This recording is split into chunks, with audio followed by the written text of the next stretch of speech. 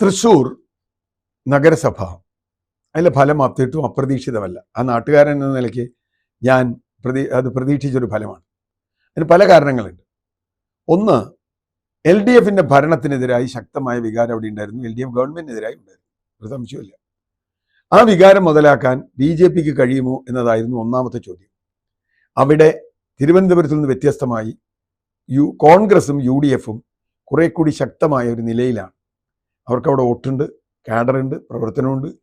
അത് UDFിന് കൊണ്ടുവരാൻ കഴിഞ്ഞു. അവരുടെ ഇടയിൽ പതിവ് പോലെ UDFിനിടയിലുള്ള ഭിന്നിപ്പുകളും റബലുകളും ഒക്കെ ഉണ്ടെങ്കിൽ പോലും ഒരു ശക്തമായ ഒരു മത്സരം എന്ന അർത്ഥത്തിലേക്ക് UDFിനോട് വരാൻ കഴിഞ്ഞു. അതോടുകൂടി തന്നെ NDA അപ്രസക്തമായി. കാരണം എന്താ? LDFിനെ തോൽപ്പിക്കാൻ ആർക്ക് വോട്ട് ചെയ്യണം എന്ന ചോദ്യം വരുമ്പോൾ വോട്ടർമാരുടെ മുമ്പിൽ ഒരു ഓൾട്ടർനേറ്റീവായി വരുന്നത് UDF ആണ് ജനറൽ. അതാണ് ഒന്നാമത്തെ കാര്യം. രണ്ടാമത്തെ വിഷയം, അവിടെ LDFിന് പറ്റിയൊരു മിസ്റ്റേക്ക്, ഏറ്റവും പ്രധാനം, തിരുവനന്തപുരത്ത് പറഞ്ഞ പോലെ അവിടെ മേയറെ കാണാനില്ല. 5 കൊല്ലം ഒരു തെരഞ്ഞെടുപ്പിൽ ഒരു തെരഞ്ഞെടുപ്പ് കഴിഞ്ഞ് അടുത്ത തെരഞ്ഞെടുപ്പിൽ 5 കൊല്ലം തൃശ്ശൂർ നഗരത്തിന്റെ നഗരപിതാവായിരുന്ന ഒരു മനുഷ്യനുണ്ട്. ആ മനുഷ്യൻ ഈ തെരഞ്ഞെടുപ്പിലില്ല. ഒരു നഗരസഭയിൽ ഒരാൾ പോയി ഞങ്ങൾ ഇന്ന വികസനങ്ങളൊക്കെ വരുത്തി എന്ന് നഗരസഭാ തെരഞ്ഞെടുപ്പിൽ പോയി പറയണമെങ്കിൽ അത് ആദ്യം പറയേണ്ട ആളാരാ? ആദ്യം പറയേണ്ടത് മേയറാണ്. മേയർ എവിടെ? തൃശ്ശൂർ മേയർ എവിടെ എന്ന ചോദ്യം. അദ്ദേഹം ഈ തെരഞ്ഞെടുപ്പ് കഴിയുന്നവരെ മേയറാണ്. LDFിന്റെ മേയറാണ്. LDFിന്റെ മേയർ എവിടെ? ആ ചോദ്യത്തിന് വലിയ തോതിൽ ഉത്തരം കൊടുക്കാൻ പറ്റില്ല. അയാൾ BJPയിലേക്ക് പോകണു എന്നൊക്കെ പറഞ്ഞു. മറ്റൊരു പ്രധാന പ്രശ്നം, സുരേഷ് ഗോപി അവിടെ നിൽക്കുമ്പോഴുള്ളൊരു സാഹചര്യമല്ല ഇപ്പോൾ. കാരണം സുരേഷ് ഗോപി നിൽക്കുമ്പോൾ സുരേഷ് ഗോപി എന്തോ മഹാനാണ്, അതാണ് ഇതാണ്, അയാൾ കേന്ദ്രമന്ത്രിയാവും, ഒരുപാട് കാര്യങ്ങൾ തൃശ്ശൂർക്ക് വരും എന്ന് വിചാരിച്ചു. സുരേഷ് ഗോപി ആളുകൾക്ക് സഹായം ചെയ്യുന്ന ആളാണ് എന്ന് വിചാരിച്ചു. ഒക്കെ കുറെ ആളുകൾ സുരേഷ് ഗോപിക്ക് വോട്ട് ചെയ്തിട്ടുണ്ട്. അന്ന് തന്നെ നമ്മൾ പറഞ്ഞിട്ടുണ്ട് സുരേഷ് ഗോപിക്ക് കിട്ടിയ വോട്ടൊന്നും BJPക്ക് കിട്ടിയ വോട്ടായി കണക്കാക്കാൻ പറ്റില്ല. പിന്നെ കള്ളവോട്ട് ചേർത്തൊക്കെ പല കാര്യങ്ങളുണ്ട്.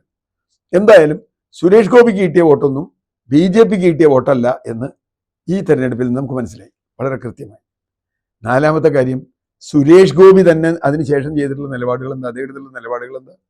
ഇത്ര വിഡ്ഢിയായ, ഞാൻ അങ്ങനെ തന്നെ പറയും, ഒരു കേന്ദ്രമന്ത്രി കേരളത്തിൽ ഉണ്ടായിട്ടുണ്ട്. അതേ എപ്പോഴും സിനിമയിലാണോ? കലിംഗ സംവാദം, ആ സംവാദം, ഈ സംവാദം, അവിടെ പോവുക, എന്തൊക്കെയാ പറയണേ? അദ്ദേഹം പറഞ്ഞ കാര്യങ്ങൾ കൂട്ടിവെച്ച് ചേർത്ത് വായിച്ചാൽ ആർക്കത് പറയാൻ പറ്റുക? BJPക്കാർക്ക് അങ്ങനെ ഡിഫെൻഡ് ചെയ്യാൻ പറ്റും? BJPക്ക് പോലും അങ്ങനെ ഡിഫെൻഡ് ചെയ്യാൻ പറ്റില്ല. കാരണം അത്ര ജനങ്ങളെ, BJPക്കാരെ പോലും സുരേഷ് ഗോപി അവിടെ വെറുപ്പിച്ചു എന്ന് വിചാരിക്കുന്ന ഒരാളാണ് ഞാൻ. കാരണം അദ്ദേഹം പറഞ്ഞു 6 വകുപ്പുകളുടെ മന്ത്രി ഞാനാവും, അതാവും, ഇതാവും, ഇവിടെ കൊണ്ടുവരും, അത് കൊണ്ടുവരും. ഒന്നുമില്ല. എയിംസ് വന്നപ്പോൾ അദ്ദേഹത്തിന്റെ നിലപാടെന്താ?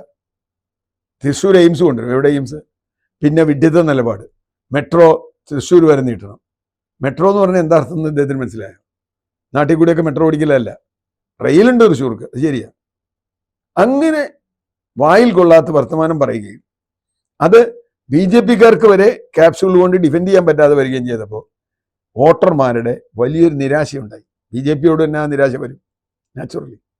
അതുകൊണ്ട് അവിടെ LDFിന് പിന്നിലാണ് BJP അതിന്റെ ചില തട്ടകങ്ങളിൽ പണ്ടും തൃശ്ശൂർ RSSന് സ്ട്രോങ് ആയ ബേസുള്ള ചില സ്ഥലങ്ങളുണ്ട്, അവിടെയൊക്കെ BJP ജയിച്ചു.